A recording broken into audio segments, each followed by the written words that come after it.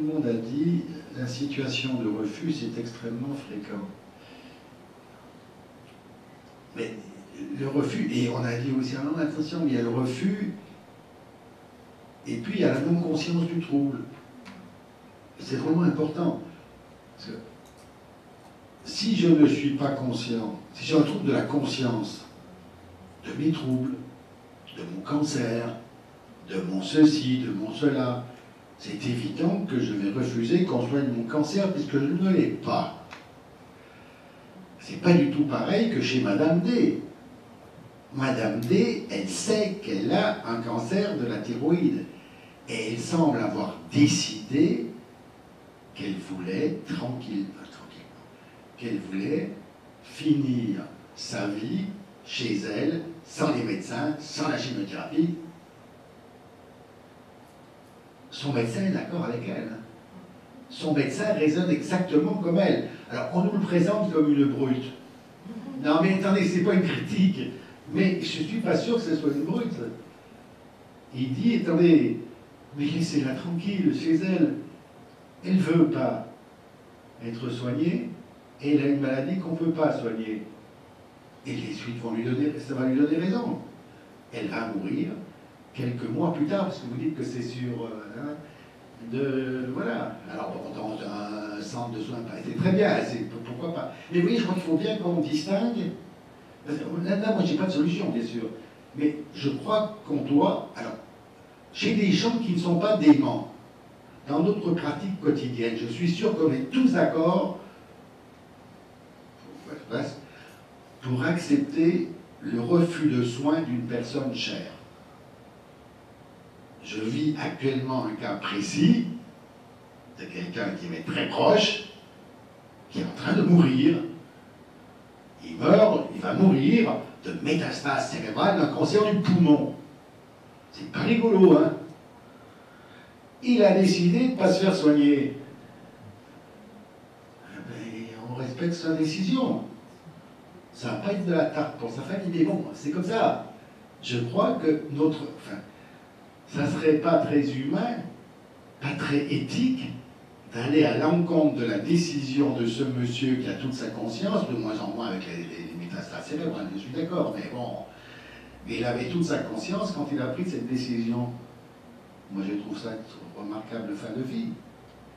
Plutôt que d'aller à l'hôpital pour avoir de la chimio, le traitement, le machin, les trucs, qui ne changera rien. Vous voyez, ça, c'est un sacré problème. Ça n'a rien à voir. Si il a un cancer du poumon qu'on peut opérer et qu'il n'est pas conscient de son cancer du poumon. Alors ça, c'est un sacré problème. C'est un autre problème. C'est que faire chez quelqu'un qui a une affection qu'on peut soigner, chez quelqu'un qu'on peut améliorer, mais qui refuse notre intervention parce qu'il n'est pas conscient de ses troubles. Vous êtes d'accord? C'est pas du tout la même situation. Soit qu'il n'a pas conscience du tout, donc je n'ai pas le cancer, soit qu'il n'arrive pas à comprendre ce qu'on lui explique par ailleurs. Parce que comme on essaye de lui expliquer, mais que forcément c'est compliqué d'essayer d'expliquer les traitements, la chimiothérapie, etc., il refuse. On n'a pas l'impression qu'il refuserait si on arrivait à lui faire comprendre. Et des fois c'est ça, hein, c'est que juste, on a l'impression que c'est juste qu'on n'arrive pas à trouver les bons mots pour que la personne, entre guillemets, se laisse à convaincre. Enfin, convaincre n'est pas forcément le mot, mais donc il y a comme deux niveaux. C'est une nuance, hein, parce qu'il y a bien sûr ceux qui n'ont pas du tout conscience de leur maladie, ceux-là, mais il y a ceux qui refusent en ayant complètement conscience, Madame D, et ceux qui refusent, on a l'impression qu'on pourrait peut-être y arriver, mais on n'arrive pas à trouver la manière, et puis il y a ceux qui ne sont pas... Il y a aussi la difficulté de sa famille qui n'accepte pas de l'avoir malade et de l'avoir refusé des soins. Donc ça rajoute il me semble quelque chose de complémentaire et de plus complexe dans la situation, du fait qu'il faut accepter le désir de la dame et essayer de faire comprendre, de travailler avec la famille pour qu'elles acceptent cette situation. Et ça me semble important. Je voulais juste rajouter quelque chose justement par rapport à ça. Ce matin, on parlait du mandat des gestionnaires de cas. Par qui on est mandaté pour intervenir au domicile. Souvent, on est mandaté par des professionnels qui attendent beaucoup du travail, qu'on travaille sur le refus avec les gens. Donc ça met une pression, là, le gestionnaire de cas est tiraillé entre la volonté de la personne, la volonté de la famille, c'est ce qu'on disait ce matin, la volonté des professionnels. Et là, toute la question éthique, elle est là, justement. La concertation, effectivement, on est là pour animer les concertations. Mais je crois qu'on est là aujourd'hui pour ça, c'est de savoir comment on se place, quel statut on prend, je ne sais pas si c'est très clair ce que je dis, mais... L'injonction, est-ce que c'est juste de travailler autour du refus ou c'est de faire, on demande au gestionnaire de cas de faire accepter, c'est pas la même chose. C'est ça. Est-ce que c'est finalement, comment on prend en compte ce refus ou on demande au gestionnaire de cas trouver un moyen de lui faire accepter ce qu'elle refuse? La demande en général des professionnels, c'est solutionner ce refus. Et finalement, l'identité du gestionnaire de cas qu'on essaie de trouver ce matin, de faire accepter aux professionnels, ben, on va travailler ensemble sur pourquoi ce refus. C'est beaucoup plus problématique. C'est ce qui complexifie un peu notre action. Effectivement, on constate quand même, profession antérieure aidant, hein, à la fois au niveau des clics, etc., souvent les gestionnaires de cas est compris des autres professionnels comme étant la personne qui va parvenir à faire admettre ce qu'ont décidé d'eux. C'est-à-dire, la meilleure chose pour cette personne, c'est l'entrée en institution. La meilleure chose, ce serait l'achat d'aide, enfin je dis un peu n'importe quoi, mais quand même. Alors donc vous allez peut-être y arriver. C'est ça là-dessous, hein, et voilà, c'est vraiment là-dessus la difficulté, hein, je crois. C'est à la fois une difficulté, mais c'est aussi une force. Parce que finalement, si on n'est pas là, on n'y arrivera pas. Donc même si on est là pour une mauvaise raison, c'est pas grave. Enfin, je veux dire, à la limite, dans le temps, on peut faire aussi évoluer les professionnels. On ne fait pas évoluer que la personne et son entourage dans ce qu'ils considèrent eux aussi comme étant un échec ou un succès de l'accompagnement. Donc c'est là que le travail de traduction est important. Ouais, porter la parole, mais essayer de la traduire, dire pourquoi on la traduit comme ça, essayer ensemble de décoder, parce que vous n'êtes pas les seuls décodeurs, on n'est pas justement tout seul à décoder, donc plus on aura mis, je dirais, l'équipe aussi à charge dans le travail de décodage, plus ils seront convaincus que le décodage est bon, et du coup, cette parole, elle va pouvoir, je dirais, s'imposer, quoi, parce que sinon, si c'est juste le gestionnaire quelqu'un qui dit elle dit ça, comme ça, de façon brutale, ça risque d'être refusé, parce que les autres, ils ont aussi une intériorité avec la personne, donc elle va dire mais pourquoi lui, il me dit ça, moi aussi je sais ce que me dit la personne. Je pense que c'est important de ce travail de traduction, par important. Il y a un truc que vous avez évoqué, et je voudrais revenir dessus, parce qu'il m'a semblé que c'était intéressant, on a encore le temps, c'est la tension entre les grands scénarios et les petits stratagèmes. Il m'a semblé, à vous écouter, j'aimerais bien que les différents gestionnaires de cas, même qui ont une expérience très courte, essayent de m'en parler. Il m'a semblé que les petits stratagèmes étaient finalement assez monnaie courante et très, plutôt positifs, et que les grands scénarios, par contre, c'était catastrophique, quoi. Ça vous mettait toujours dans des situations un plus ou moins de blocage. Donc l'idée, ici, dans le cadre d'essayer d'avancer, c'est de se dire attention, enfin, en termes de pratique professionnelle, on peut accepter des petits stratagèmes, mais pas forcément... Enfin, attention aux grands scénarios. Je ne sais pas si c'est correct ou pas, hein, j'aimerais bien vous entendre là-dessus. Oui, moi, tout ce que j'ai entendu, ça m'évoque deux situations que j'ai vécues. Mais au début, quand j'ai fait la gestion de cas, j'ai vu une personne âgée donc, qui avait plus de 90 ans, et j'avais été interpellé par le SIAD. Cette dame avait été hospitalisée, et donc le SIAD m'a demandé d'intervenir, ainsi que les auxiliaires de vie, pour que le retour à domicile n'était pas possible. Et donc j'étais allé voir cette dame, et elle était en maison de repos. Et son souhait, c'était vraiment de rentrer à domicile. Et puis bon, moi j'avais fait la formation à Paris, et on nous avait dit qu'il fallait surtout écouter la personne et respecter son souhait.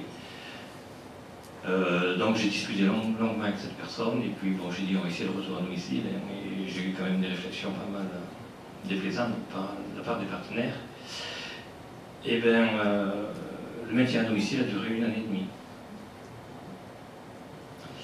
Et donc, bon, on a mis une prise en charge un petit peu, beaucoup plus lourde, hein, mais la personne a bien vécu donc chez elle. Et j'ai eu après des réflexions comme quoi j'avais raison, quoi. Voilà. Et puis, bon, les petits stratagèmes, c'est toujours par rapport à mon métier d'infirmier. On m'a demandé d'intervenir chez deux personnes qui sont deux sœurs, quoi. Toutes les deux des problèmes, des troubles cognitifs, et impossible de rentrer donc chez elles, et on était reçus à la porte. Et puis je savais qu'il y en avait une d'entre elles qui avait des problèmes de tension, quoi, qui était hyper tendue. Et ben là j'ai avancé mon métier en disant tiens, je viens vous voir, je peux vous prendre un petit peu l'attention pour voir un peu comment ça va. Du coup j'ai pris l'attention, j'ai mis mon appareil, j'ai pris l'attention à toutes les deux. Et à partir de là, donc j'étais accepté, et j'ai pu avancer, donc j'ai pu acquérir cette relation de confiance. Et j'ai pu avancer, et donc les deux personnes se sont toujours mis, on a mis donc pas mal d'aide en place, hein, et même si c'est précaire, le maintien à domicile est correct. Il y a toujours des petites astuces, quoi, pour essayer de rentrer en contact et d'acquérir cette confiance. Pour parler un petit peu des stratagèmes, en effet, c'est vrai que la seule situation que j'ai à l'heure actuelle, c'est vrai que je n'avais pas eu d'expérience au préalable sur des situations de gestion de cas, mais ça m'a paru aussi naturel en fait d'avoir des stratagèmes en fait au domicile de la personne. Ça s'est fait de façon vraiment très naturelle et surtout au niveau de la communication que j'ai pu entretenir avec elle sur son histoire de vie en fait. Tout à l'heure, Monsieur Somme, vous parliez de l'importance de l'histoire de vie de la personne, de l'importance qu'on pouvait de l'importance d'avoir la connaissance de cette histoire de vie.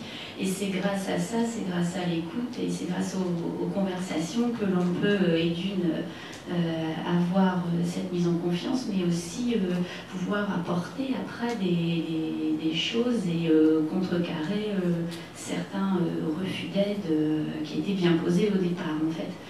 Pour être vraiment un peu plus concrète dans la situation que j'ai, plusieurs fois à domicile, le monsieur que je suis me parlait de son jardin également, ça me fait penser aussi un petit peu à vous. Un monsieur divorcé également qui s'occupait beaucoup de son jardin, mais qui avait aussi un potager au départ, des choses dans son jardin, qu'il utilisait beaucoup pour faire la cuisine. Et même si c'était un monsieur divorcé depuis très longtemps, il adorait faire la cuisine en fait. Mais c'est vrai que ce sont des petites choses qu'on n'apprend pas à la première visite. Et c'était également au fur et à mesure de s'intéresser à la vie de la personne que l'on apprend des petites choses comme ça. Et bien, ne serait-ce que ces petites informations-là, ça m'a interpellée pour mettre en place une stratégie en fait, et pour amener d'autres professionnels à domicile. Donc en fait, j'ai proposé au monsieur si il voulait faire un atelier cuisine avec moi, parce que finalement c'était quelque chose qu'il avait abandonné depuis un petit moment. Et d'ailleurs c'est la voisine d'en face qui avait pris le relais sur la préparation des repas, parce que le monsieur, ça lui disait plus rien, il prenait plus du tout d'initiative dans la préparation de ses repas. Et donc on a fait ensemble une tarte à la rhubarbe, avec la rhubarbe de son jardin. Et finalement, ce monsieur, lorsque je suis arrivée pour faire cet atelier cuisine, entre guillemets, il avait déjà préparé les ingrédients. Bon, la semaine d'avant, on avait élaboré une liste ensemble, en fait, de ce qu'il fallait, de ce que chacune rapportait, chacun de son côté, en fait, pour faire cette fameuse tarte. Et puis je l'ai laissé faire beaucoup, en fait. Je me suis rendu compte qu'il avait encore plein de possibilités pour élaborer cette tarte.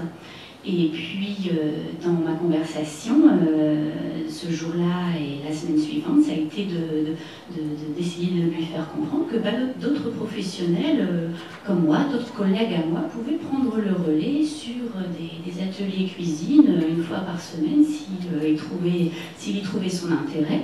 Et puis, en fait, au fur et à mesure des semaines, ça a duré sur un mois de temps. Un mois après, on avait pris contact avec l'équipe spécifique Alzheimer, en fait, pour pouvoir démarrer des ateliers cuisine une fois par semaine avec ce monsieur. Donc j'ai réussi à mettre en place une autre professionnelle à domicile pour faire de la stimulation auprès de monsieur qui l'a accepté de façon tout à fait sereine en fait. Donc le refus, on avance dans le refus initial, je me suis vue avancer d'un grand pas en fait, même s'il y a encore beaucoup de travail pour d'autres problématiques à côté. Voilà, donc une anecdote de stratégie. Si on reprend un petit peu le débat qu'il y a eu ce matin sur la question du consentement, on voit que finalement, là, on a posé la question du refus, mais jamais du consentement que vous avez eu, vous, gestionnaire de cas, à avoir avec la personne, et qu'on est effectivement plus dans le cadre d'une adhésion qui va passer par ces petites stratégies, puis finalement, après, j'ai l'impression que, vous allez peut-être me détromper, mais que cette question de consentement, elle ne se pose plus, en fait. C'est qu'une fois ça y est, on travaille ensemble, on avance, et puis on essaye d'améliorer les choses, de désamorcer ces refus-là. On pourrait justement revenir sur la situation de Madame D, sur sa conclusion, où on voit qu'elle avait quand même décidé de mourir chez elle, etc. Et que finalement, elle meurt en unité de soins palliatifs, et que, alors en tout cas c'est le discours qui est rapporté par le gestionnaire de cas, et que finalement elle vit cette fin de vie plutôt bien, en fait, de manière positive, alors qu'elle y était complètement opposée. Donc là, ça va un petit peu dans le sens de justement, finalement, on arrive un petit peu à désamorcer aussi ce refus en faisant petit à petit avancer les choses par cette confiance, par ces petites stratégies, et puis c'est comme ça qu'on y arrive. Je crois que je vais redonner la parole à Nick, qui voulait parler du risque. Ouais, la question du consentement, tu peux pas l'exclure aussi rapidement, je pense, mais bon, c'est pas aussi... je pense qu'il reste un problème autour du consentement, même si le... Ça ne se pose pas directement sur la relation, en fait. Voilà, mais qui persiste par rapport au fait qu'il y a quelque chose à faire. Par contre, oui, ce qui me frappe, c'est deux choses dans l'exposé du cas. Il y en a une, page 3, c'est après une longue discussion avec Madame D. Madame D accepte le passage d'un infirmier pour la mise en place d'un nouveau traitement. J'aurais bien aimé savoir sur quoi portait cette longue discussion, pour savoir justement quel angle d'attaque à partir de je me sens isolé et inutile, le gestionnaire de cas avait pu travailler pour arriver à finalement, c'est toujours la même chose, trouver ce qui est important pour la personne. L'autre chose qui parcourt complètement le cas, c'est la notion de risque.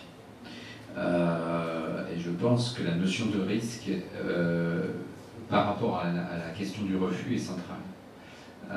Du coup, ça pose la question de l'évaluation du risque. C'est-à-dire le risque, il est dans les deux sens. C'est le risque que je suis prêt à prendre moi en tant que professionnel, et inversement, le risque que la personne prend par rapport aux décisions qu'elle pose et qui ne sont pas forcément les bonnes. Et est-ce qu'elle a compris ce risque, etc. Et donc ça nécessite de la part du gestionnaire de cas quelque chose que les gestionnaires de cas ne font pas assez souvent, si j'en crois les écrits qu'ils me rapportent, c'est-à-dire cette évaluation précise du pronostic. C'est écrit là, le bilan est mauvais avec un pronostic vital. L'idée qu'on ne peut pas travailler en gestion de cas sans avoir une idée du pronostic et donc du risque. Et donc ça nécessite de s'entraîner à toujours se dire, c'est pas le risque que moi je fantasme, parce que j'en ai toujours un, mais c'est le risque tel qu'on va pouvoir l'avoir exposé à l'issue de l'évaluation la plus précise possible. Et donc je pense que du coup le refus, on va pouvoir...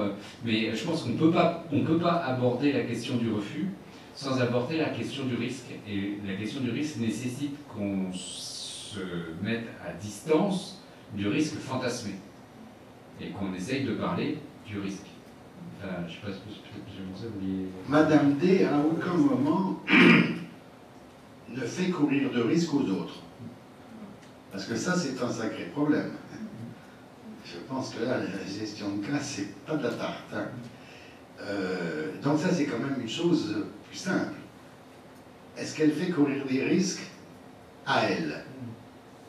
Ah, mais on va dire oui, elle aurait peut-être pu vivre allez, 15 jours, enfin 3 mois de feu, c'est rien, un peu plus, avec la chimie, je sais pas quoi.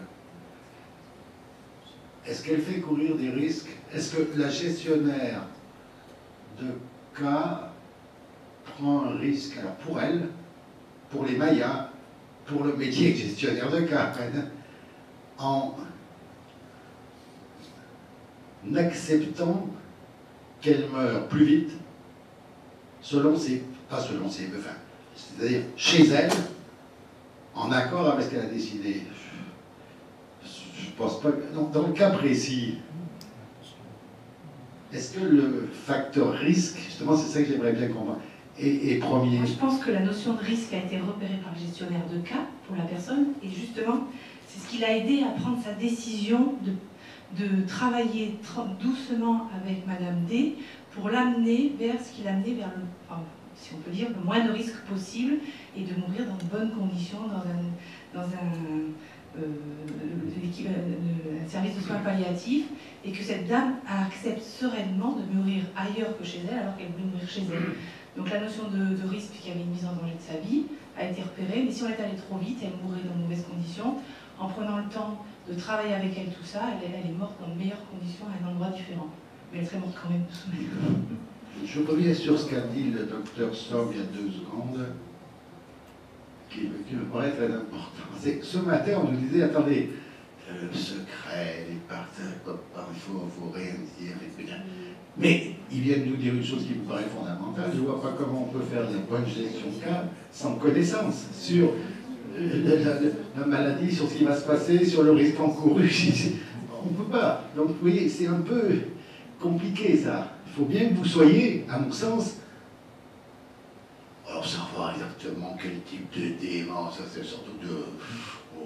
personne ne sait, de toute façon, on le sait, donc ça c'est pas très grave, mais savoir un peu comment ça va se passer, ça me paraît fondamental. Ça ne peut pas être gardé secret si on veut aider quelqu'un, à mon sens. Pour revenir sur la question du consentement, et justement sur le partage d'informations, vous disiez finalement, les personnes ne nous demandent pas, ne posent pas la question du consentement. Là, nous, on le ressent, c'est des professionnels qui nous posent cette question du consentement, associée à la notion de partage d'informations. Et nous, la problématique, et de risque, et la notion de risque aussi. Et pour nous, la problématique reste entière sur nos territoires. Voilà, ces trois notions combinées. On n'a pas réglé la question sur notre territoire. Moi, c'était plus une remarque par rapport à la situation. En fait, moi, je trouve pas du tout que la dame, elle a toujours été hospitalisée, finalement. Elle n'était jamais d'accord. C'est toujours sa famille qui a incité à l'hospitalisation. Donc, j'ai pas de jugement à apporter sur ce qui a été fait, parce que c'est toujours difficile de vivre les choses aussi. Et voilà. Mais néanmoins, la personne âgée, elle est un petit peu oubliée dans tout ça. La famille décide, le médecin, l'équipe médicale acte l'intégration, décide de garder madame. Éthiquement, est-ce que décemment, on peut, même si cette dame, effectivement, elle est en train de mourir, mais comme tout le monde l'a dit, quoi qu'il en soit, elle serait décédée, est-ce qu'on peut décider comme ça de la garder dans un service de soins palliatifs, alors que on a quand même la chance, je ne sais pas sur votre territoire, mais on a quand même la chance d'avoir une batterie de services disponibles, et où on aurait pu, alors non pas inciter... Elle ne voulait pas ça. C'est ça qui est fondamental. Elle aurait pu revenir à la maison avec un minimum d'aide, mais elle ne voulait rien. Et ça, c'était vraiment prendre le risque de vraiment précipiter son décès pour le coup. Mais précipiter de combien de temps? Parce que, voilà, c'est... Ce que ça a permis en tout cas, c'est que les relations familiales soient un peu plus apaisées et à ce qu'elles partent sans être complètement fâchées avec ses filles. Et à ce que pour les filles aussi, elles ne soient pas trop en tension avec leur maman par rapport à ça. Voilà. Mais elle voulait aucune aide, et c'est ça qui a fait que, voilà, je pense que c'est pour ça que mon collègue aussi et l'équipe l'a finalement gardé dans le service. Et oui, c'est collégial. Moi, je vais vous dire une chose, et je m'autorise à le faire parce que je suis vieux. Je suis de loin le plus vieux Je suis bluffé par la qualité des gestionnaires de cas, et des pilotes, bien sûr. Et donc par la qualité de la formation des gestionnaires de cas et des pilotes. Je suis bluffé, je vous le dis. Et je me permets de le dire parce que j'ai malheureusement une très très grande expérience d'éléments de la maladie, de toutes ces maladies, une grande expérience de la souffrance et de la mort. Là, je crois que vraiment c'est une, je répète, la Maya c'est une chose fondamentale. Et la gestion de cas, alors le docteur Somme insiste sur, il ne faut surtout pas assimiler Maya et gestion de cas, mais moi je dis que la gestion de cas dans le processus Maya, c'est quelque chose de fondamental. Et c'est assez, vous êtes bluffant. Vous êtes bluffant, voilà. C'est vraiment fascinant. Et quand on vieillit, on se dit, tiens, c'est bon parce que ça va peut-être se terminer bien avec un gestionnaire de cas sympa. Voilà. Merci beaucoup, hein, c'était intéressant, vraiment. Alors, on s'arrête un peu et on recommence ici dans je sais pas quoi, dans un quart d'heure, je pense, le temps. 20 minutes. Dans 20 minutes. Merci infiniment.